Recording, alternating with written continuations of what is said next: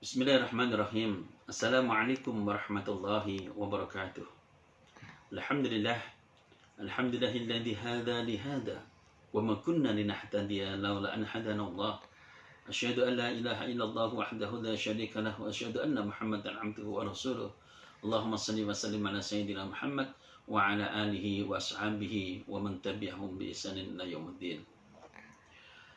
Hadirin jamaah Masjid Al-Hidayah yang dimuliakan oleh Allah.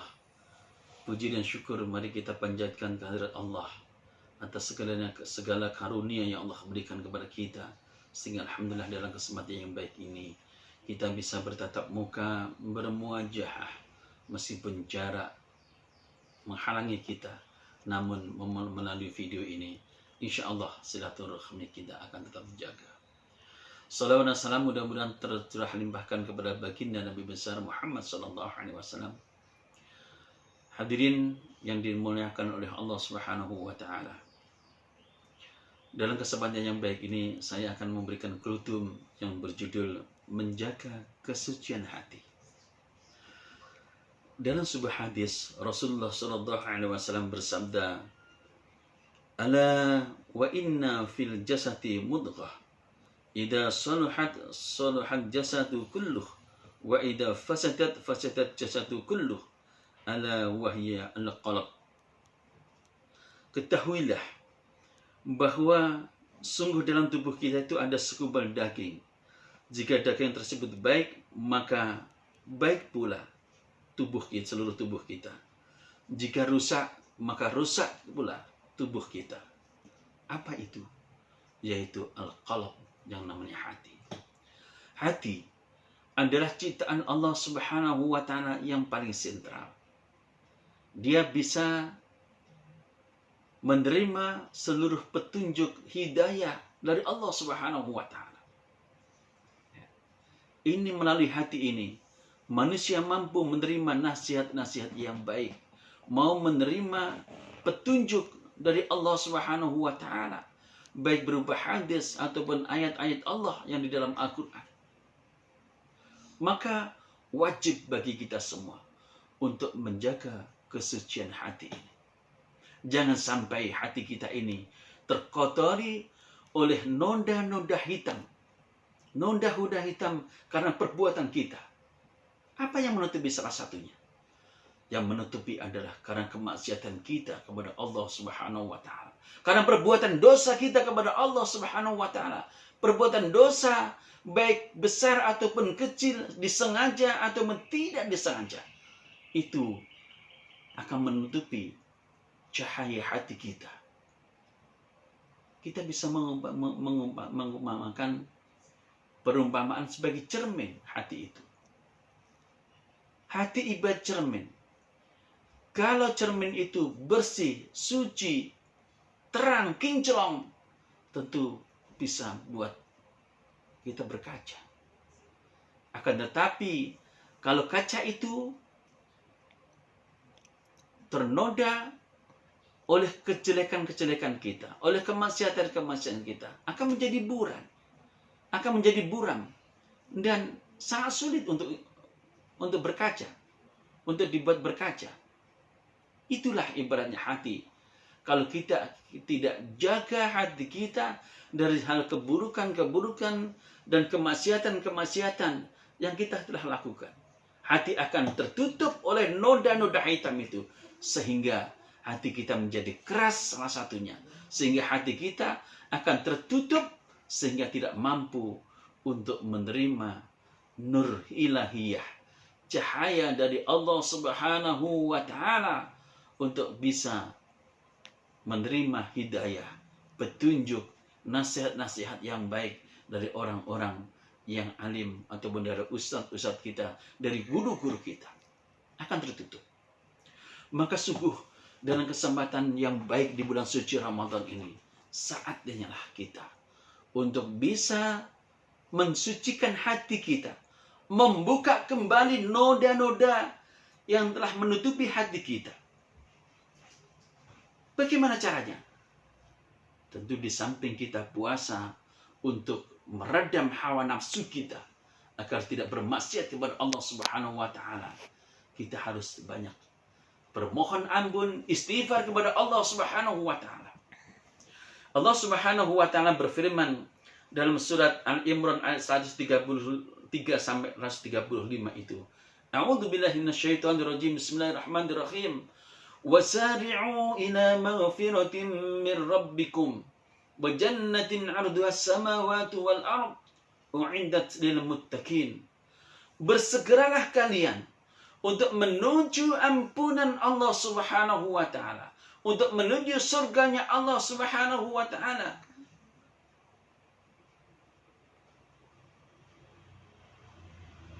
Yang telah disediakan untuk kita, orang-orang yang beriman, orang-orang yang bertakwa kepada Allah Subhanahu wa taala, umiddat lil muttaqin. Jadi kalau kita berbuat dosa, mau besar mau kecil, sengaja tidak sengaja, maka wasari'u, bersegera. Kita segerakan, kita bermohon ampun kepada Allah Subhanahu wa taala. Bahkan kita imbangi dengan sebuah kebaikan-kebaikan. Karena dosa itu sekali lagi bisa menutupi kesucian hati kita. Dengan kita hapus, kita berbuat kebaikan-kebaikan, maka dosa itu akan menghapus noda yang ada dalam hati kita. Dan itu salah satu tujuan kita berpuasa adalah la'allakum tattaqun, supaya kita bertakwa kepada Allah Subhanahu wa taala. Kesempatan yang baik di bulan suci Ramadan itu kita bermohon ampun kepada Allah Subhanahu wa taala dengan banyak istighfar, memuji kepada Allah. Bahkan di 10 hari terakhir ketika beritikaf, Allah ajarkan, Rasul ajarkan dengan kata-kata, Allahumma innaka afuwun karim, tuhibbul afwa wa'fu 'anna ya karim. Allahumma innaka afuwun, ya Allah, engkau adalah suka mengampuni, maha suka mengampuni. Wa'fu 'anni ya karim, maka ampunilah dosa-dosaku yang telah kami laksanakan, yang kita laksanakan, yang kita lakukan 11 bulan yang lalu kita lakukan. Selalu dihapus, kita sucikan hati kita. Maka ketika kita bersegerakan untuk memohon ampun kepada Allah Subhanahu wa taala, maka ayat ini adalah sebuah tanda bagi orang-orang yang bertakwa. Kita insya Allah dimasukkan dalam surganya Allah Subhanahu wa taala.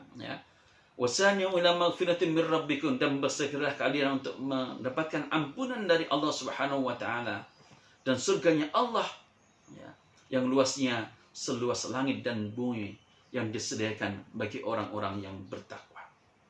Siapa orang bertakwa itu? Alladzina yunfikuna fis sarra'i wad dharr. Mereka yang selalu bersedekah baik dalam keadaan lapang ataupun dalam keadaan sulit, mereka akan bersedekah. Wal kadhiminal ghaiz, dan mereka bisa mampu menjaga amarahnya. Banyak di antara kita karena kerasnya hati kita, kita tidak bisa mampu menjaga amarahnya. Dikeluarkannya amarah itu dengan letupan-letupan yang sangat tinggi, karena tidak mampu menjaga amarahnya. Wal kadhiminal ghaiz, mereka yang menjaga amarahnya. Wal 'afina 'anil nas, dan yang terpenting adalah membuka hati kita untuk bisa memaafkan orang lain atas kesalahan-kesalahan yang mereka buat. Membuka diri kita. Kalau kita berbuat salah, mohon maaf gampang. Tapi membuka maaf itu barangkali lebih sulit dibanding kita bermohon maaf kepada seseorang yang telah kita zalimi. Maka dalam sebuah riwayat dikatakan, ada seorang hamba Allah. Ketika Rasulullah SAW duduk-duduk di masjid, maka tahu-tahu Rasulullah SAW mengatakan bahwa dari pintu itu, masjid ini, akan masuk seorang ahli surga. Para sahabat penasaran, siapa itu? masuklah seorang hamba. Besok lagi ketika kita duduk-duduk santai di masjid, Rasulullah juga mengatakan bahwa dari pintu itu akan ada hadir seorang ahli surga. Itu dilaksanakan selama 3 hari, 3 kali oleh Rasulullah SAW. Saking penasarannya, maka sahabat ketika dikatakan oleh Rasulullah itu hamba itu adalah ahli surga, dikuntit dari belakang.